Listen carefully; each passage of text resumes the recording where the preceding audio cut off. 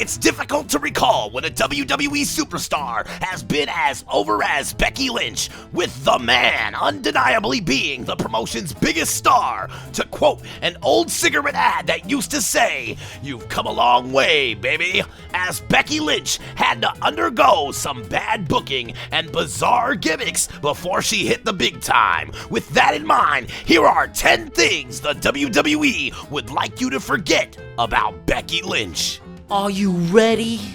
Hello wrestling fans, this is Jerry Jenkins, and if you're new to our channel, please remember to subscribe and put the notifications on so you won't miss any of our unbelievable videos. Number 10.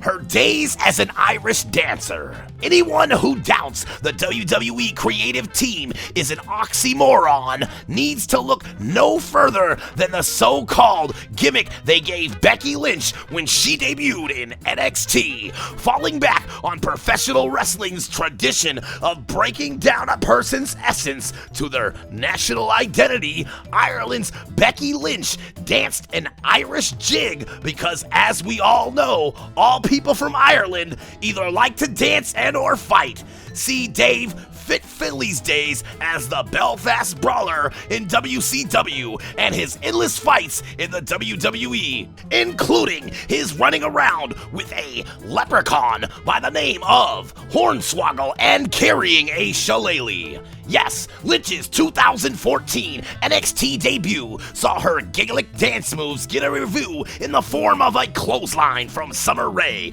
proving there's no harsher critic than a WWE superstar. In the WWE's defense, at least they didn't have the lovely red-headed lass toss out boxes of Lucky Charms to the fans in NXT. Like many wrestlers, Becky played with different looks and gimmicks, such as her spell, no pun intended, as a character reminiscent of Chandra Nalar from Magic the Gathering at NXT TakeOver Unstoppable.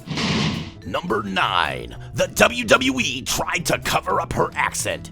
As Tony Schiavone has stated on his podcast, What Happened When, and perhaps explaining all the terrible angles Jim Ross has been put through, Vince McMahon is not a big fan of announcers with southern accents, nor was Executive Vice President of Television Production Kevin Dunn happy with Lynch's Irish accent. Brian Alvarez of Wrestling Observer Radio Live commented that Dunn didn't like it, and some speculated this led to Lynch's promo time being decreased. Undaunted though, Lynch had some fun with the rumor and tweeted, "For those who didn't understand my accent, what I said was, Smackdown, Alexa, Glasgow, face slapped off her. You can be sure Becky's having the last laugh now."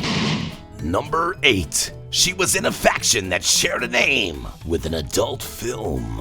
Becky Lynch debuted on the main roster at a time when the WWE was working hard to push its women's division as skilled wrestlers rather than lingerie models. With Stephanie McMahon pushing this agenda as the Women's Revolution, Lynch's alliance with Paige and Charlotte looked like a great opportunity for her to get the proverbial rub. Unfortunately, the faction's name, the Submission Society, shared the name of a series of adult movies. While it reportedly gave the website a shot in the arm, it thoroughly embarrassed the WWE, forcing them to scramble with a new name. The faction was christened PCB after the initials of Paige, Charlotte, and Becky, which wasn't much better, as it sounded like the name of a drug WWE superstars might score a wellness policy violation for. In any event, Becky's time in the group saw her portrayed as a hanger-on, with Paige herself belittling Becky's worthiness to be discussed in the same breath as her and Charlotte. Lynch looked weak as a result, setting her character status back at a time when she should have been going forward. Number 7. That creepy kiss from Ric Flair. Becky Lynch and Charlotte's history goes back to their days in NXT and continued through the Irish Lass Kicker's earliest days on the main roster. In 2016, Lynch battled Charlotte for the Divas Championship at the Royal Rumble. During the match, Charlotte's manager and father, the Nature Boy, Woo! Ric Flair distracted Becky by forcibly kissing her. Once upon a time, such distractions were part and parcel of wrestling's long list of questionable behaviors, tolerated but still unsavory. However, many fans found the kiss to be disturbing, as sensibilities have changed dramatically in the last 20 years. Flair's kiss earned him a slap from Becky, but it also distracted her enough that Charlotte ultimately won the match and the title. The fans' backlash led to the WWE deleting the kiss from subsequent broadcasts of the match. Number 6. Her mediocre reign as Smackdown Women's Champion.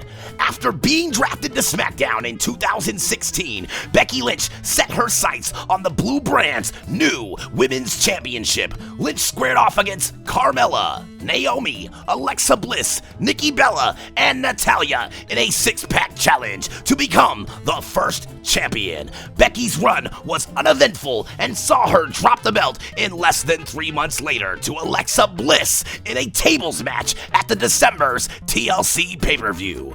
Lynch seemed like a transitional champion during this reign, as well as her equally short second reign as Smackdown Women's Champion. For many fans, it seemed that Lynch's WWE career had hit its peak, but Lynch worked hard to get herself over, resulting in her current hot streak.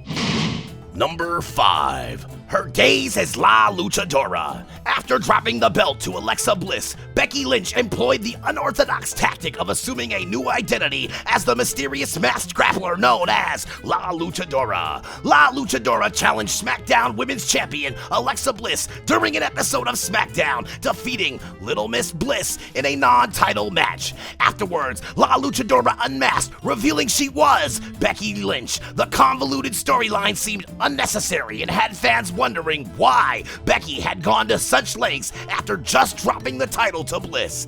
Things looked even worse as Becky competed against Bliss in a steel cage match on SmackDown, only for another La Luchadora to interfere, helping Bliss retain the title, this masked person being revealed as Mickie James.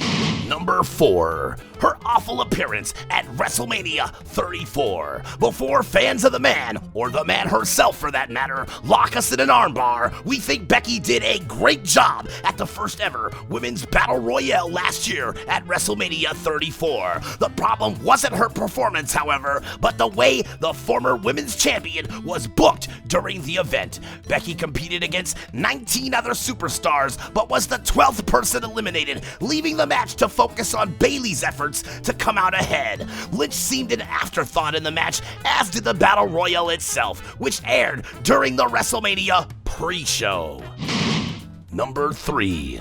Becky was originally supposed to be an old-school heel. Many wrestling fans look at Becky Lynch's current character as an anti-hero in the tradition of Stone Cold Steve Austin, a superstar who doesn't care who they offend as they make their climb to the top. Whether it's slapping the authority figure Triple H in the face or ignoring the edicts of Stephanie McMahon, Becky Lynch routinely crosses the boss, just as the Bionic Redneck did during his heyday. However, that wasn't the WWE's original concept for Lynch. As you may remember, Lynch turned on Charlotte at 2018 SummerSlam, clobbering her former friend after failing to wrestle the SmackDown Women's title from her. To many fans, the turn didn't seem to make sense, as the WWE Universe was clearly behind Lynch in her goal of becoming WWE Women's Champion again, and they felt Charlotte would have performed better as a heel. That didn't happen, but the WWE Universe continued to cheer Lynch, forcing the company to adjust its attitude towards her,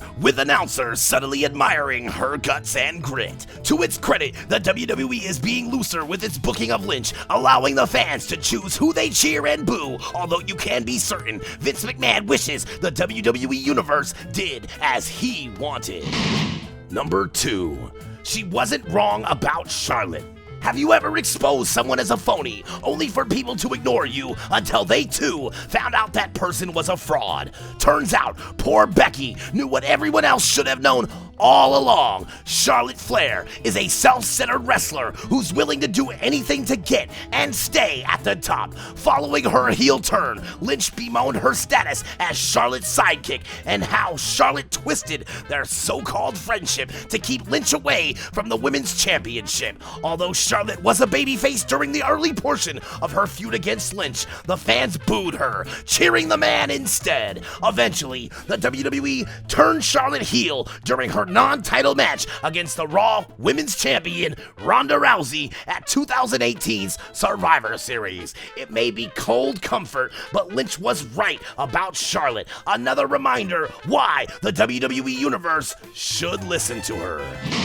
Number 1. The WWE always wanted a triple threat at WrestleMania 35.